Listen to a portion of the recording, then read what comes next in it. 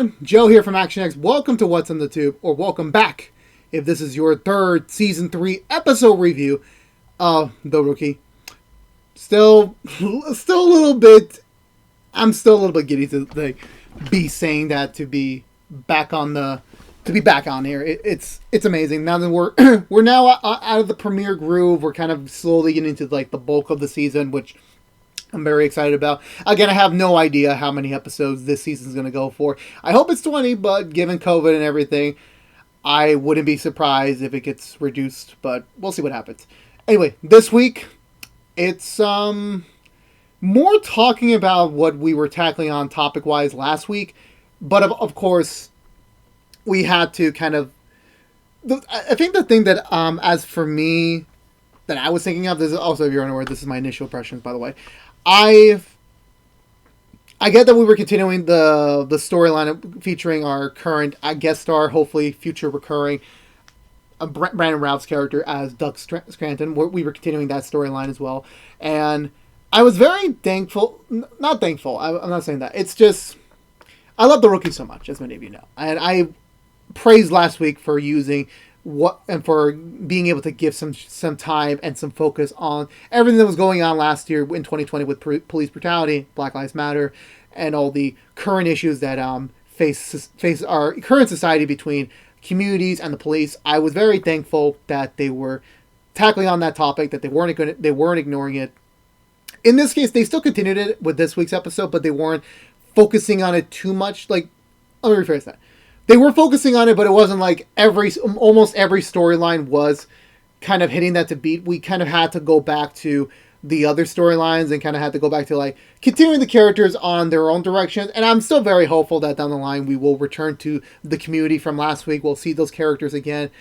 And at least with this week, they kind of have continued last week, as well as start up some new things, which I was very happy about. Overall, I did really enjoy this episode. I think out of the current three, in terms of ranking, oh my god, there's a car.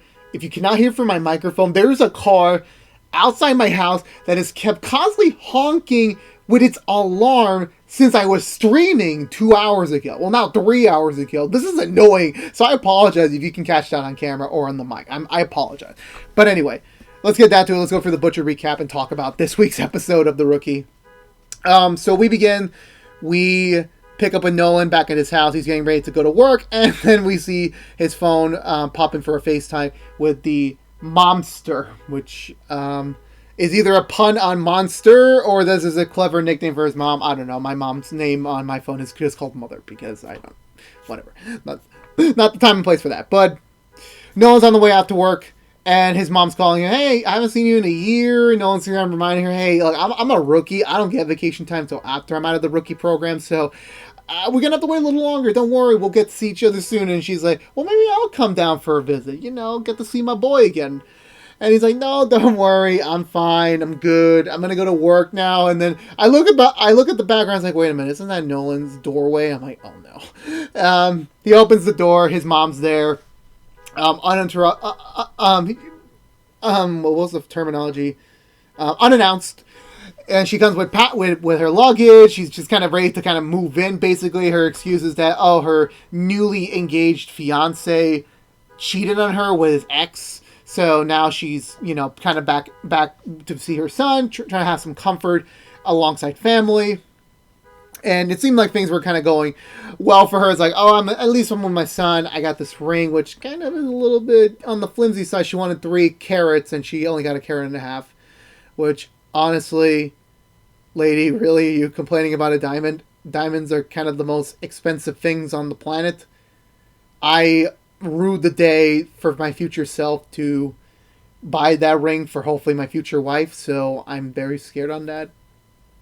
Anyway, so Nolan's a little bit not happy that she's there. But Nolan just uses that. Look, I gotta go to work, so I'll see you later. So he heads out while his mom basically takes over the house, takes over the master bedroom. Oh god, there's just no respect here. Then we cut to another excuse of not having the morning bullpen meeting. It turns out today is the day where all the rookies and all the major TOs have to go get this gun weaponry certification, firearm recertification, where They just basically got to prove like you're proficient enough to still have your pistol or firearm on the field, and as long as they pass with a 26 score, they're fine. They can just get recertified, and even though technically the recertification process is a month, Gray just wants to do everything in a day. Convenient enough. Let's just make this an episode and we're done with it. It's a very enlightening reason. It's a very believable reason to why they're not all corralled in the bullpen. It all makes sense.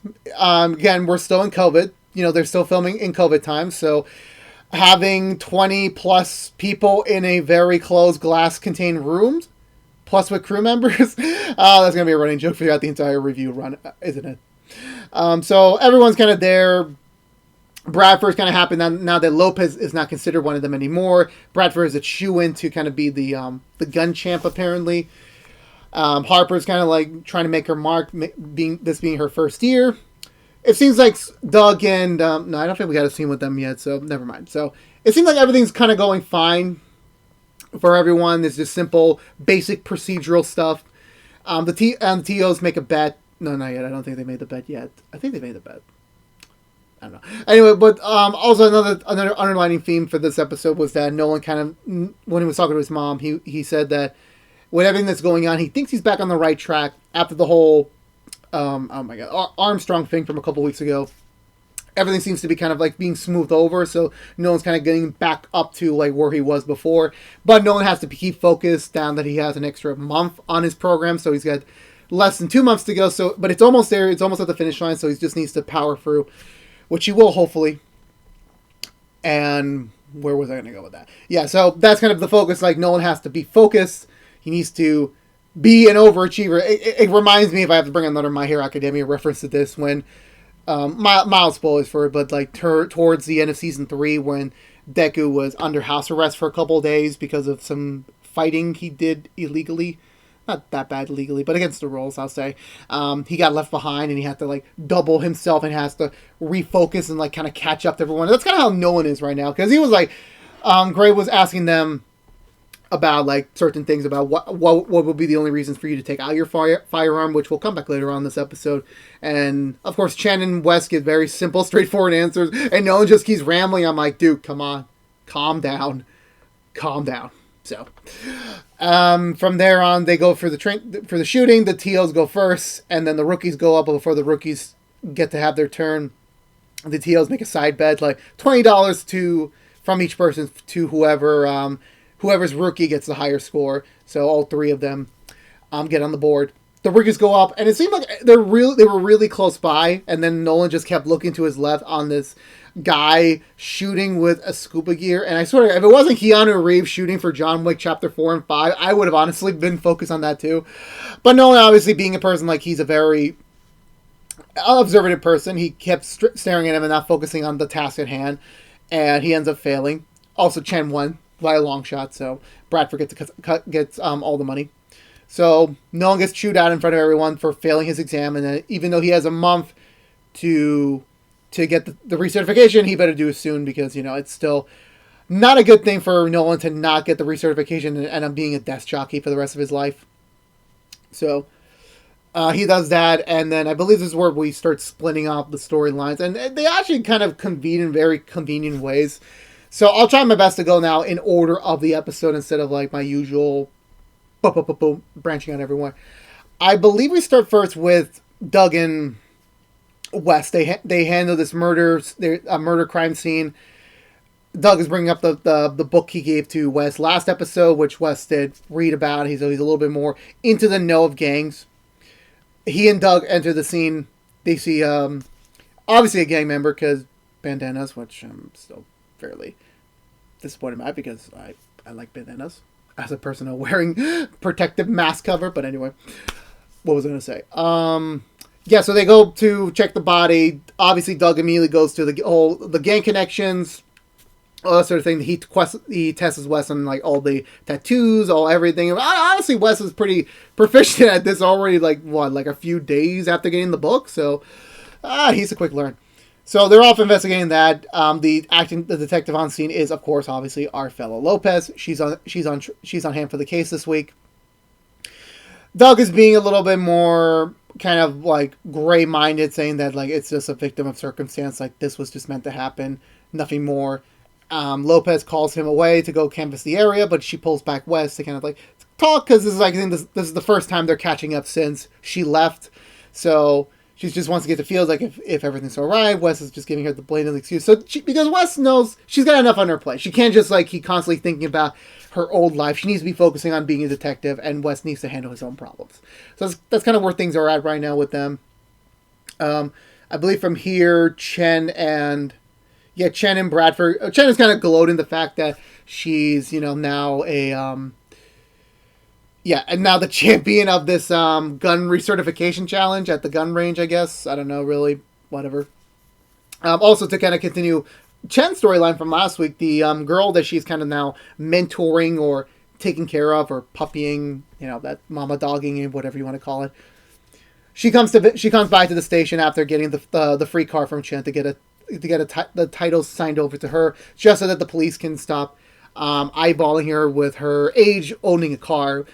Chen is a little bit hesitant since, she hasn't, the girl hasn't yet confirmed the meeting with the social services officer to go find her a new place to live in for the remaining of her legality age. But she said, I will, I just need the car title, so that sort of thing, which Chen does sign. They got that all squared away, and then I believe, where does Chen and Bradford go? I know there's like an interstitial scene between them. I'm not sure where they go. I know they eventually go back to the girl, and it turns out I remember now. So they pull over this car, which is exactly Chen's car. So for the second week in a row, Chen's car is just being taken by everyone in California, but this one's like, Chen's car, not a safe haven. But it turns out he wasn't actually breaking into the car. He actually bought the car from the girl, which Chen is obviously aggravated with. So, but however, there was no law broken since he legally paid for the car. He has the title transferred to his name now. So legally, there's nothing Chen can do. So they let him go, but Chen goes back to go find her after school, who has just bought a whole new outfit to wear for herself, which of course obviously Chen is angry since not less than 24 hours ago, or maybe even a little bit more than that, she just gave her car and basically committed herself to making sure this girl is going to have a much better life. And the first thing she does is basically sell the car and buy a whole new wardrobe. And her excuse is that she's been through a lot in life, that she can't just obviously show up to school with dirty clothes and dirty hair, and obviously she has a point. She kind of has a point. If I had to go through that in high school, I would probably be ridiculed and, would like to change. But, financially, I understand that. But obviously Chen makes a point that, this was her vehicle at first. And obviously she wouldn't have signed off on transferring the title had she known the true intentions. But she was trying to get through to her. But the girl was kind of like, not having it anymore since she kind of doesn't trust Chen. So they kind of move on that. We'll get back to them much later on. So, and then on to Nolan and Harper. Harper's kind of chewing him out for failing the gun recertification, that he needs to be focused on the task at hand. He needs to keep focus, as well as we get interstitial calls between Nolan and his mom about his mom being the typical, I'm old, I don't know how technology works, I'm trying to get downtown, and, I don't know what's going on. Nolan just says, use the driving app that Henry, his son, set her up for, which I actually miss Henry. I wonder when he's going to show up. I know that everything with COVID related, I'm not sure when that would entirely be. I think they would just like to stay in the main cast for now, but I'm just saying, I miss them. I miss him and his fiance. Hopefully they'll come back on. So, continuing on, Nolan and Harper answer a call from this lady who is complaining that this woman is destroying her house. So I'm like, oh, this is going to be interesting. But no, it turns out it's just a woman that's just naturally birthing her child at home, which the woman who had rented the house to her as like an Airbnb type of ordeal is not satisfied, is not happy with what's going on, since she's very scared that the placenta will damage her bedding, which honestly she has a point, but still, come on, she's giving birth over here. I mean, come on, give her a pass. But they managed to defuse the situation. Nolan pulls her away. Harper has a one-on-one with her about it. The lady doesn't want to go to the hospital since she's had a bad experience with her last child with it, so she doesn't want to go back. But Harper says to her it's better if she does go to the hospital. She'll be better taken care of. And then she promises there that she'll personally escort her and take care of her during this ordeal. So her and Nolan head off to the hospital. The woman is very agitated. She's not satisfied with the doctor's current orders and treatment for her. She wants someone else. The doctor's like, no, I'm the doctor on call. I'm the only one who can take care of you. But Harper remains and stands her ground and kind of helps the lady. He's like, look, she wants another doctor. Let's just get her a doctor. And he's like, fuck it, I'm out. Do whatever you want. And so Harper and Nolan go off to go find another doctor. Harper gets a little bit more of her backstory that when her daughter was being born, she's had her own complications with the daughter. And at first, none of the doctors listened to her. But then when she was being dragged to surgery, that's kind of when her fears were confirmed and was kind of proven to her like the doctors don't care. Well, they do care, but since they're the medical experts, they're a little bit more hesitant to believe the patient, which, if I remember anything from Patch Adams, you always listen to your patients. But the story is cut short. They find a doctor, and Harper and her manage to get a little bit of a connection between them. And it's like, look, you know what's going on. It's better if you take care of this woman delivering her baby, which they do. But before no one can go along with them, he gets a call from her mom saying that something's happening. He hears glass breaking, that sort of thing. So Nolan heads back to his house with some backup. Turns out it wasn't even a big issue. I'm like, oh great, Nolan's mom got captured. Here we go. Let's do this. No, it turns out no, it wasn't that. Turns out the fiance, well, the ex-fiance to Nolan's mom, came back to kind of explain to her that the supposed affair was just Jesus Christ, this is really tormenting my life. A coffee between him and his ex-wife since they were married for 30 years before divorcing, and he wanted to give her a heads up, look, we were together for 3 decades. There's a right to tell her I'm going to marry someone else, which he's clearly in his right to. But she doesn't get it. And she's not listening to him. And then all the guy says, you know what, fine. We don't have to get married. We can be done with this. Just give me back the ring. And she doesn't have the ring. And for some reason, no one is looking at her like, I know what you did. You sold the ring. You went downtown to the Diamond District. You sold it for a quick buck. And she's kind of low-key confirming it for her actions, like, oh, come on, Nolan, I just lost it. It was very jiggly, not that great of a band. So, Nolan can see he's right for her, and then the other guy, the fiance, the former fiance, is not happy. He's like, I'm going to file a report against you. And she's like, oh, please, you can't do that. And it's like, Nolan's like, yeah, I'll fill your report. Because technically, Nolan can't have his personal issues affect his personal matters affect his work. He is a police officer. He knows that the civilian has a right to file a report, and he's going to follow suit on it. And the mother's like, wow, you betrayed me for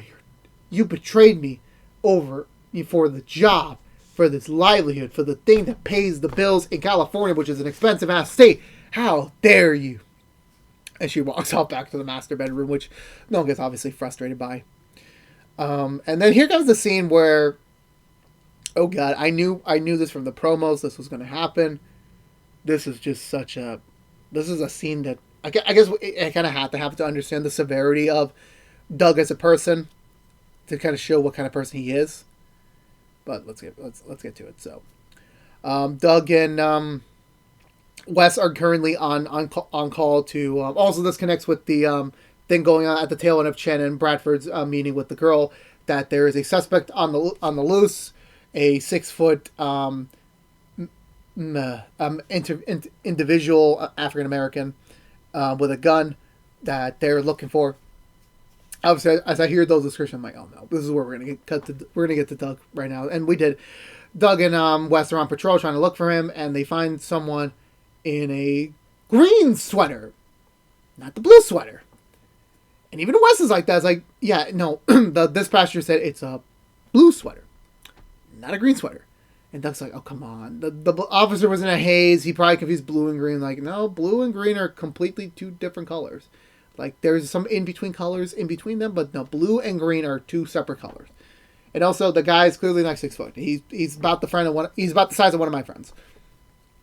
And Doug's like, no, please. Again, it can be confused. Size is, very immeasurable when you're on the ground or you're kind of like, again, being hazed. So, Doug is very convinced. This is the guy. We got him. Let's go get him. So, Wes, having no choice, follows along suit.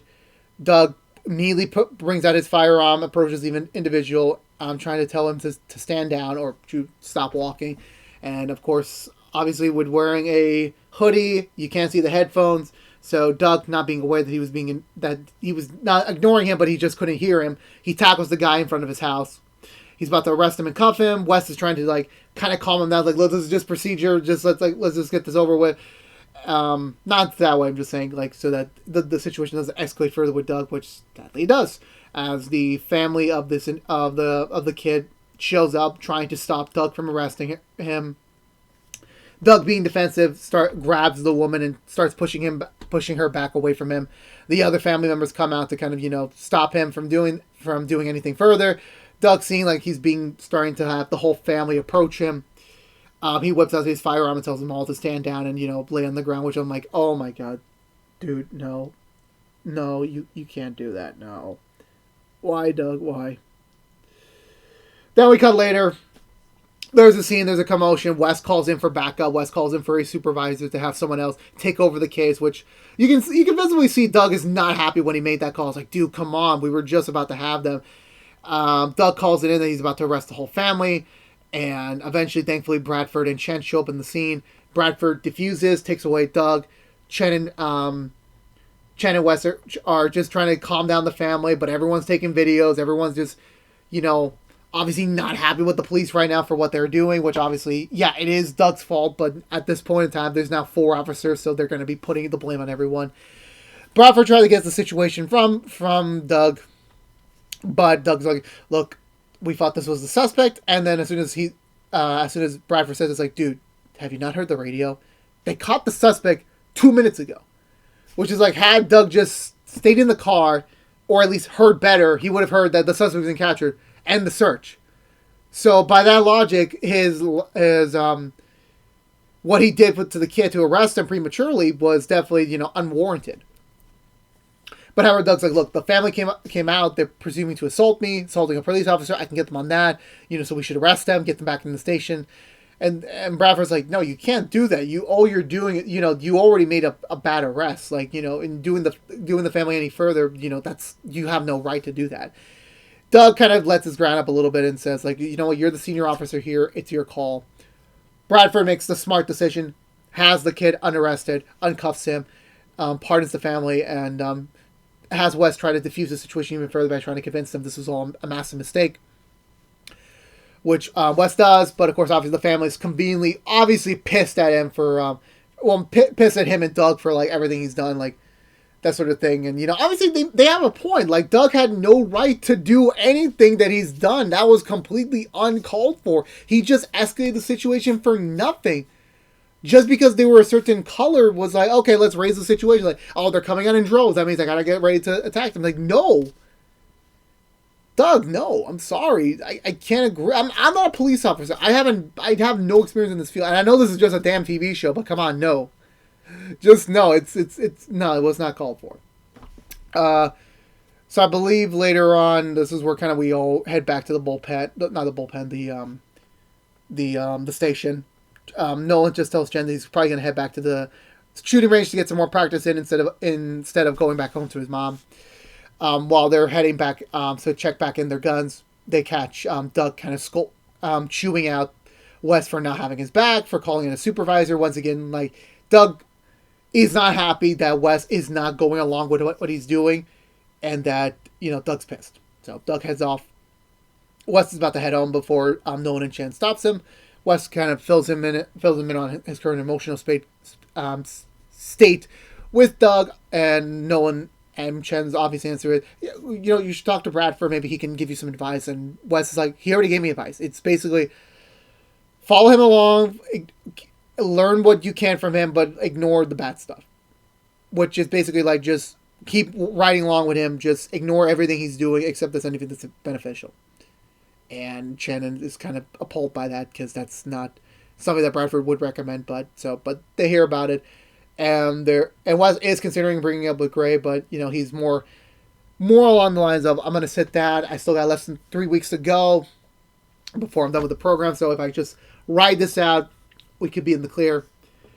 But Nolan and Chen like, no, you shouldn't do that. But if anything, they're there to hear him out. So they leave.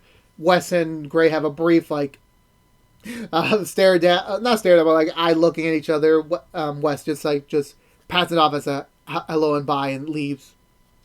Then we cut to Nolan heading off to the shooting range. And while he's about to get ready to go into the shooting range, he spots the scuba gear guy. And he was going to have a simple car. Hey, why were you wearing a scuba gear, by the way? And the guy's like, no, just start shooting Nolan and his car. And he, like, thankfully Nolan does a pretty sick roll around the car, hides into cover. I was about to engage in a firefight, but then the guy just drives away. Then the next day, Nolan's filing in the report. And actually no, there's a scene. I completely forgot this other part before we get to the second half of this episode. Gray's retiring. I am so sad because I don't want to see Gray go. He's one of the best. Okay. Gray's getting old. His wife's basically kind of forcing him, like, you should retire. And Gray's like, look, once this current rookie class, so Nolan, Chen, and Wes are out the door and graduated. Well, fully done with the program, then he's going to retire. He's going to put in his notice to leave, which his wife holds him over. Which I swear to God, I've seen her before. I think she was on Lab Rats. I believe so. I'm not entirely sure. I could be wrong, but I think she was on Lab Rats. I think she played the mom. I could be wrong. But she just looks so familiar, but I'm like, okay, I'll research into that later. But, so, what was I going to get to? What was I going to do? Yeah, so Gray's having that conversation with her that he's kind of, ready for retirement. He's ready to move on. And then he also has a scene with Lopez. She wanted his help on the murder she was doing. She needed some information from an informant of his, which he does give her. And then they come back later to talk about it, that it's kind of led to this urban legend from a drug trafficker called La Fiera. Which, damn, that sounds like a badass fucking name. I gotta tell you that sounds like a villain. Like damn, let's go. So they talk about that, and then Lopez spots the retirement package, retirement pamphlets on his desk, and at first Wes doesn't proceed forward. It's like, look, this is my personal information. I will tell everyone when it's time. But Lopez just reminds them, like, look, everyone here loves you, and we do. I can say this for all the rookie fans. Commander Gray, we love you. Please don't leave us. So, that's aware. So then we come back later on. Nolan's filling out the report. So he, Lopez, and Harper all convene. They all figure out the connection that it turns out this guy was actually kind of a pseudo-victim or has a connection to La Fiera. And then they get the credit card information. They get the car information. They match it all up. They found him to a hotel. So they all head to the hotel. They arrest him. I honestly kind of wanted Nolan to have like kind of like a badass moment with him, like kind of just tell him off, but he doesn't. Turns out he was a former, or he was a La Policia, police in another country. Lopez goes to interrogate him with Gray proceeding or supervising. She's getting all the background information about him. That she was what was she saying? He was saying that basically in terms of this context, he was, what was he doing? Yeah, so his families were victims. They were attacked by La Fiera's troops, or I think something related to La Fiera, and then his village was attacked, and his family was lost, and so this is kind of just like a revenge mission. But before he was arrested and cuffed, he texted a plan B to someone, because plan A was to scuba gear to a yacht that La Fiera is usually associated with, so she kind of is in waters to escape instead of on the street. But so that was the plan. That's why he was training, which explains why Nolan was like kind of like eyeing him out. So, in all honesty, Nolan was kind of right, like, to be noticing this, because if it wasn't for him noticing it and then remembering the scuba guy later on, there wouldn't have been a connection. So, Nolan was kind of right in the situation. But to be fair, as well as to be honest, Nolan had a lucky break for this case, but he honestly kind of asked Harper, like, do you think this would be enough to kind of lift the 1 month, reprimanding? And Harper is not trying to be friendly with her. It's like, dude, we both fucked up 2 weeks ago by going behind the back of the police. So that 1 month of extra rookie training, that's a slap on the wrist. You can't just expect one lucky break to fix another mistake you made, or multiple mistakes. So that kind of just brought things back down to earth a little bit.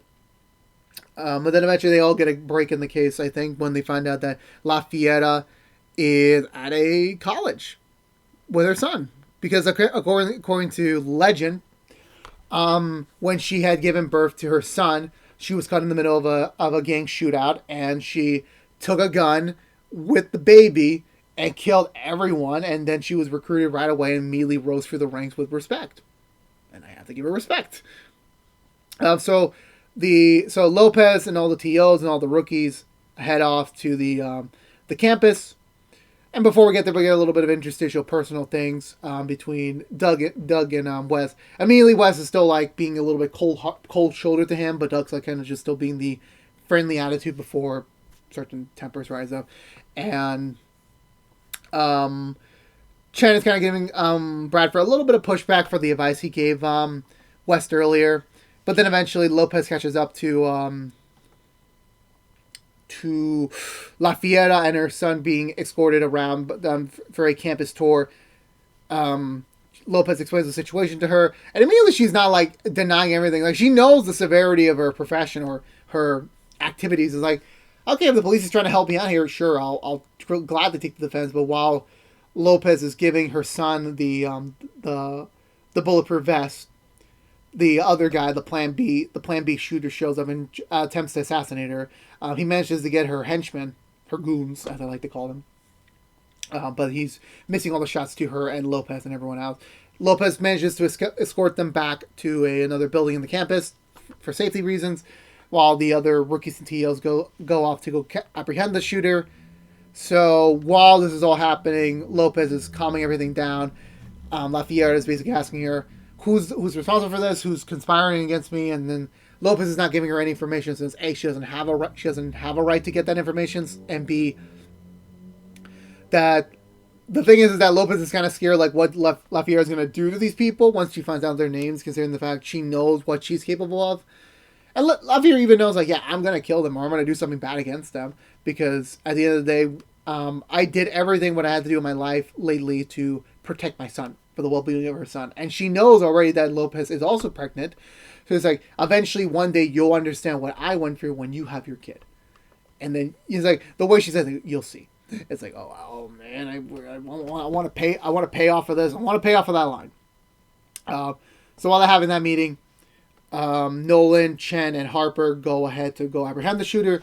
They have a brief shootout on the roof of the building. Nolan, I think it's Chen who's the one who gets a shot off his hand, managing to like disarm him. As they're about to apprehend him, he decides to say fuck it and jumps off the building and commits suicide instead of being arrested, thus ending the whole thing. So I think after that, I think it was either before or after that was settled. Lopez tells La Fiera, like, yeah, just to keep in mind, what I'm doing today is just to protect you, because, you know, it's still a criminal offense for someone to attack you, but whenever you do get a charge against you and you are going to get arrested, I will be the one to put the cuffs on you. So kind of it's frightening, like, this isn't over. This is just a rivalry that's just beginning. So I think that from that is kind of where things start winding down a little bit, so I'll just go through the nooks and crannies before we get to the big one. So, oh my god. Damn my neighbors. What was I saying? Oh yeah. So Chen meets up with her puppy, her the girl she's helping out, and the girl's saying sorry for what she did, and she's like, you know, I just don't trust anyone generally because of, you know, recent events.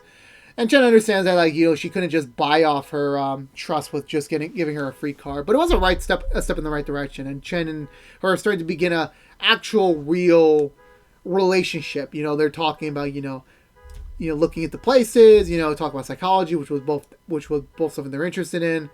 Basically, they're starting to build that trust, which I really like. I think from there, where do we go from here? I think I'm going to do the Nolan one. Well, also Harper goes off back to the hospital to meet the woman she was helping earlier, who was also safely given birth to her daughter. And they just share a smile and just, you know, like, just happy that another little baby's been born to this world. And then Nolan heads back off to his house to confront his mother, who's packed up, ready to leave. But Nolan says, look, I know you well enough. If you want to leave, you already had left already. You want an audience. You want to have another show. You want to talk about this. So they talk about it. Nolan's like, look, you've been doing this for so long. You know, it's kind of getting sickening. I can't keep doing this act anymore, this game. his mom is basically saying that I'm scared for you to know the real me, and no one's kind of just accepting like fact like yeah, he's old enough, he's ready to have that sort of relationship with his mother, and they both mutually agree on that, and she decides to stay a little longer. And the way she just returns back to the master bedroom is like, oh god, here we go. How long will this woman stay on board the show? Oh, this will be fun. I think she's back next week, so it'll be fun time.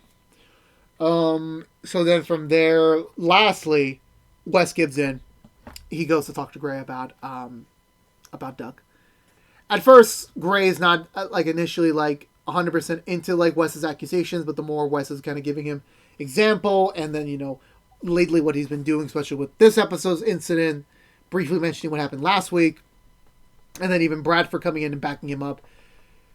Gray is understanding of it, and he's like, okay, let's bring him in. Let's bring him into my desk tomorrow morning. We'll talk about this.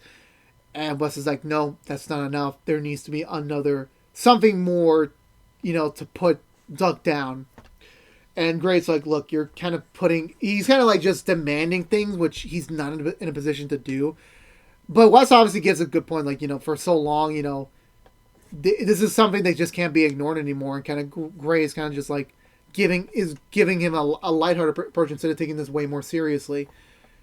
And Gray, not having enough of Wes's attitude, tells him to leave his office with Bradford. And Wes kind of also chews out Bradford for not being a little bit more diligent and being more stricter to Doug's methods, because being honest here, yeah, what Doug's doing it's not a good thing. It really isn't. So, and Bradford's like, he was kind of getting used to like just like letting them be the cop things, and just letting the personal things just let it slide, being quiet about it. But being quiet is also a way of accepting, because you're not bringing up the issue, which I think that could say to a lot of people, including me and a lot of other people in the world. And Bradford's like, I know that now. So he's like, he's willing to change. He's willing to speak up for what's not right. Then we get the later Gray's kind of like just pondering the situation. His wife comes in to kind of like just pull him out of it to go back home. Gray tells him the kind of like the basics of the situation that's going on. Gray gives his whole speech about how like when he started the police force, he knew he had to do the job, get promoted, and then when he has that position, he's going to make some real change. And he kind of just hasn't done that change, and he's about to retire. So he's having that one-on-one with his wife, like, maybe I'm not ready to retire yet, because there's still problems going on. And that's where the episode ends.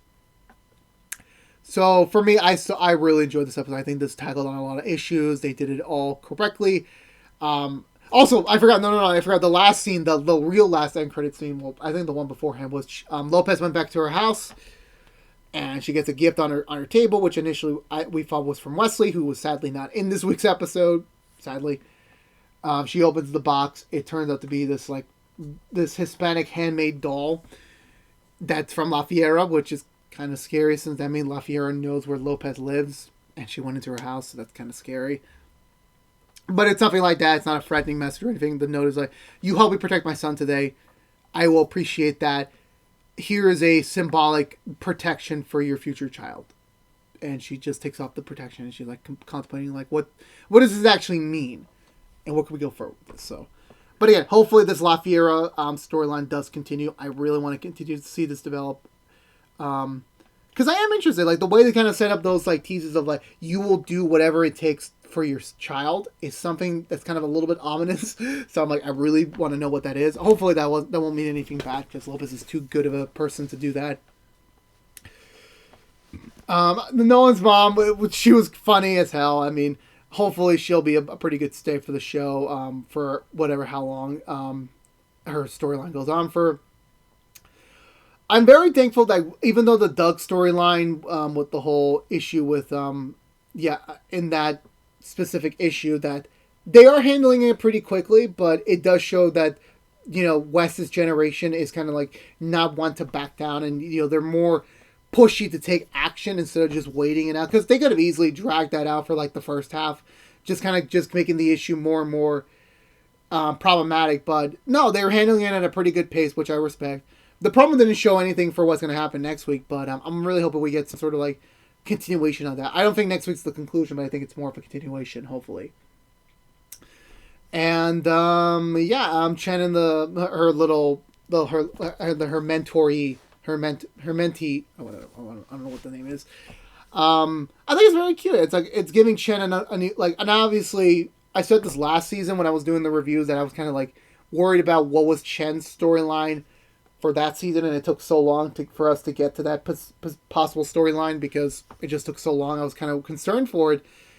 But now, yeah, this season they're immediately giving Chen something to do. They're just immediately, here's something she's trying to mentor this girl, giving her a better life, helping her out along the way. It's a pretty good storyline. I can't wait to see how that develops further. Maybe they'll give Chen some newfound ideas, but we'll see where that goes.